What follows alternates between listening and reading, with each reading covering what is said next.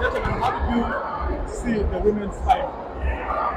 As I predicted, the JKL Lady Dolphins were meant to be dominant, and that is what happened. Of course, KIU got a sniff in the first game, and I think a certain game there in the middle.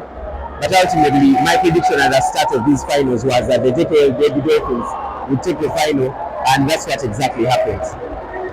I also expected JKL to win the finals. Though I would say KIU messed up in game 4. That was their game. Because they went for overtime. They would have gone for overtime. Because KIU had already accepted. They didn't want to lose this game. Let's go back. The drawing board, the plan.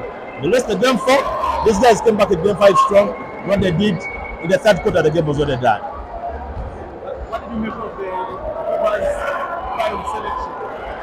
For the women, I wasn't all that convinced. I would say that it had some shaky thing because you're coming from 2 teams only, yes. But also the players there was Sarah. Yeah, no, Sarah again. But even the players are picking. I'm like, really? The net 1, then 2 Perus, then number 3 Abito. I'm like, Amadi. I'm like, really? On the KIUI, like really? Other teams play because there are people from Miracle who are playing some good basketball. You see, you had also some good players who are playing some good basketball. So I don't know why they never pick from other teams. I would say that. Were you surprised that Becky Longom was not the MVP of the players? I was very, very surprised that Becky Karen Longom actually was not the MVP of the finals. Because if you've been following, I have been I've been taking very keen interest in Becky Karen Longom simply because of her defensive effort and what she was bringing. And the statistics don't lie. Becky Karen Longom had the highest player index and highest plus minus. I think she averaged about 20 rebounds per game, which was unseen in women's basketball. In fact, when we went for After Basket, one of the issues where our team struggled was with rebounding, offensively and defensively. But she stood out. I think game 4 she had around 21 rebounds.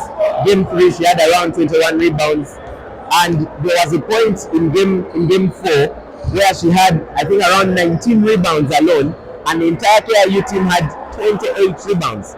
It's very shocking that a player with such a massive contribution, a player that makes a team work, a player that makes a team tick like that, is not considered MVP, an MVP candidate. And it's even more shocking that she's not included on the team for the finals. Because if we look at the overall statistics, I think she has 2 less rebounds than, I think, Hope Akelo.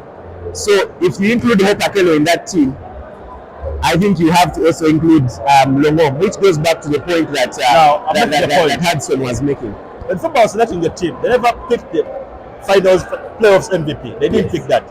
Akelo won the MVP for the season, entire season, not for the finals.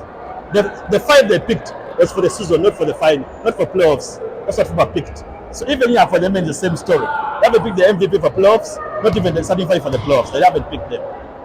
Yeah. I wonder what it takes to actually separate the two from FIBA, to just give us the all-star team for the regular season, then the playoffs team. Yes. I mean, does it require more trophies? Should we crowdfund? I don't think it should be that complicated, and I don't think it should be rocket science that we can have a team that excelled during the regular season and a team that excelled during the playoffs ultimately. But still, if we are to compare statistics, and I say statistics don't lie, Becky Karen Longom still had 352 rebounds. If you compare both the finals and the regular season, Hope Akelo was the highest with 354. Again, why isn't Becky Karen Longom on the team? On the team. Well, gentlemen, in your concluding remarks, what did you say about women's basketball? I would say it has really improved because we had 4 teams contest after 5 teams. But let's see for the championship. We had KCC, we had UCU, we had JT Jaguars, we had KIU, we had the champions now, JKL and Dolphins. Which means the game is really improving when it comes to the ladies. And next year you may see more teams stepping up as well. Whereby you shall see more competition as well. That's why everyone was happy to see how the game was being played. Many of the ladies, it's a big fan of ladies basketball. I was like, I'm really impressed with how the ladies are playing.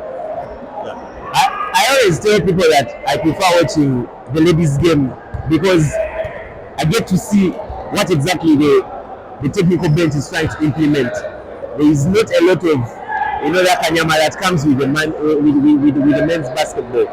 But I should say that these games, the women's series was, I could say, I'm biased, much more interesting than the men's series. All the games were very tight.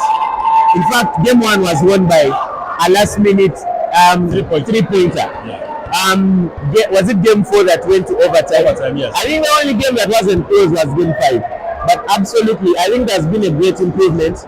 Of course, I would want to see some of the players who go for AfroBasket. I would wish to see some of that translate to here. Of course, you can see players like Hopa Kele dominant here, because even when we went for AfroBasket in Kigali, she was absolutely dominant. I would wish to see more women get involved in the game. I would wish to see more women fans get involved in the game.